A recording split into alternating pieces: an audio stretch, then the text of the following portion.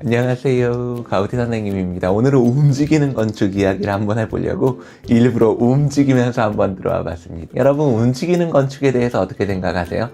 지난주에 어떤 신문 인터넷판에 하태덕 소장님이 하신 움직이는 건축에 대한 기사가 나왔는데 영상도 첨부가 되어 있더라고요. 근데 막 이렇게 하면은 집이 움직이고 집이 사람이 들어가고 막 파사드가 변하고 막 이런 것이 재미있게 보이더라고요. 그리고 사람들도 그것에 대해서 재미있는 반응을 하는 것 같아서 오늘은 움직이는 건축에 대한 이야기를 한번 해보려고 합니다.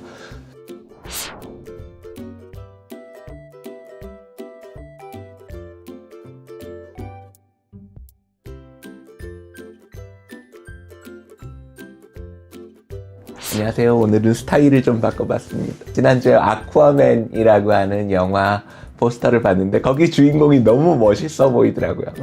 머리를 이렇게 풀르고 여기 수염 길렀는데 그게 아주 좋아 보여서 저도 한번 머리도 기르고 수염도 더 길러볼까 뭐 이런 생각을 갖고 있어요. 건축물이 움직인다는 것, 이것이 가능할까?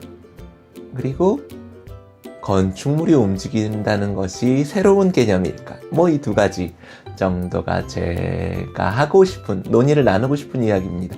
어떤 건축에 대해서 비판이나 비평을 하려는 것은 아니에요. 생각의 거리를 던지는 거죠. 움직이는 건축은 크게는 두 가지 의미로 살펴볼 수 있을 것 같아요. 하나는 진짜로 움직이는 건축이 만들어진 거죠. 오늘날의 건축 재료라는 것이 예전과 비교할 수 없이 얇고 가벼워졌고, 그리고 그것이 내구성이 있는 재료로 만들어져야지 이렇게 실제로 움직일 수 있는 거예요.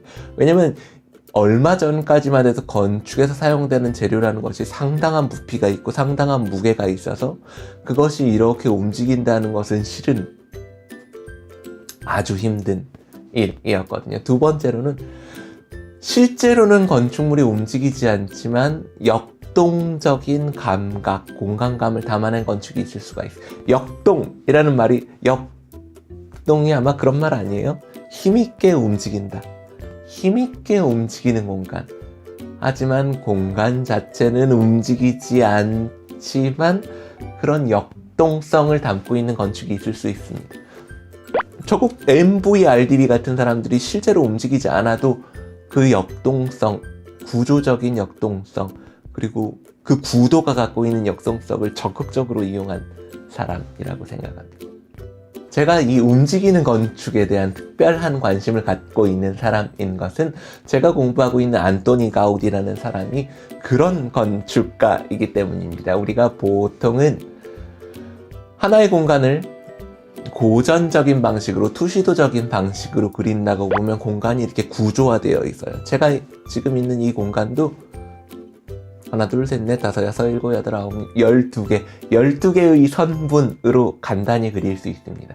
이 선분들을 통해서 공간의 크기와 부피, 그리고 그 형태를 지각하기가 매우 명확하게 지각이 되는 구조화된 공간이 있는가 하면 일부러 그것을 피하려는 건축도 있습니다. 가우디가 살았던 시절 아르누보라는 게 새로운 예술이죠.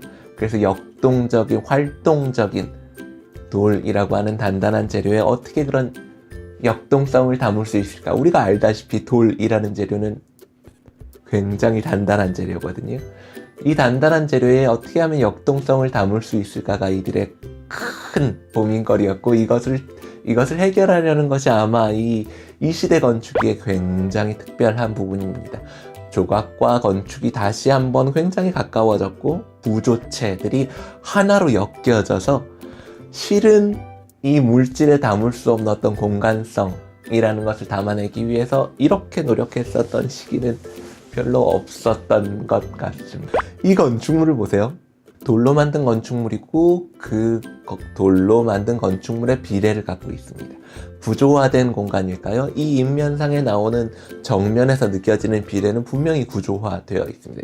이전에 말하던 이 건축물의 모서리 부분은 한쪽 모서리, 그리고 양쪽 길이 교차되는 교차로에 있는 모서리, 그래서 가장 사람들의 시선이 열려있는 부분이고 많은 사람들이 이 건물의 사진을 찍는 그 장소이기도 해요.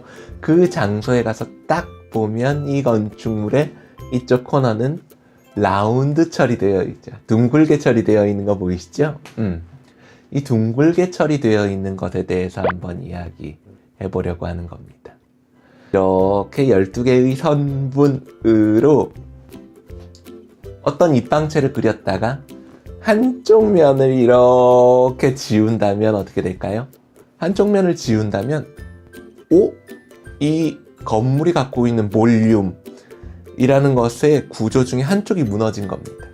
그래서 이 볼륨이라는 것을 명확하게 이해하기가 아주 어렵게 되는 거죠. 모서리를 깬다기보다는 지운다고 표현하는 게 좋을 것 같아요. 이 모서리를 이렇게 지워가면서 이 건축가가 얻어내려고 했었던 것은 제가 보기에는 분명히 움직이는 건축이라는 테마와 연결되어 있습니다. 물론 이 테마는 바로크 로코코 건축이랑도 연결해서 이야기할 수 있을 거예요. 그래서 오늘은 이 건물 정도 살펴보고 다음 주에는 바로크 로코코, 이 사람들이 구조화된 공간을 어떻게 흐트러뜨리면서 역동적인 공간, 역동이라는 말의 동자가 움직일 동자죠. 힘있게 움직이는 공간이라는 뜻입니다. 바로크 로코코 이야기도 잠깐 하면 좋겠고, 가우디 시절의 이야기도 하면 좋겠고요. 그리고 오늘날에 가까운 건축물도 이야기하면 좋을 것 같네요. 하루 만에 이야기를 끝내기가 어려울 것 같아서 이야기를 한 두세 개의 시리즈로 올릴까 하는데요. 오늘의 이야기는 뭐 이쯤 하면 좋을 것 같네요. 그럼 안녕히 계세요. 제가 역동적으로 한번 퇴장해 볼까요?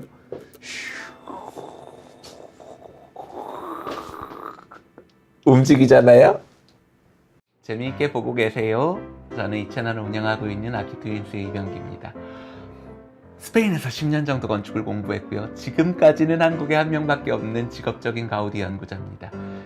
스페인 건축과 가우디 건축에 대한 관심이 있으시다면 그 어느 곳보다도 여기서 더 진지한 이야기를 들으실 수 있을 거라고 확신하고요. 혹시 관심이 있으신 분들은 여기 요 밑에 있는 구독 버튼 누르시고 마르사가 선생 같이 구독하시고 같이 이야기 나누시면 좋을 것 같아요. 그럼 오늘 여기까지 하겠습니다. 안녕히 계세요.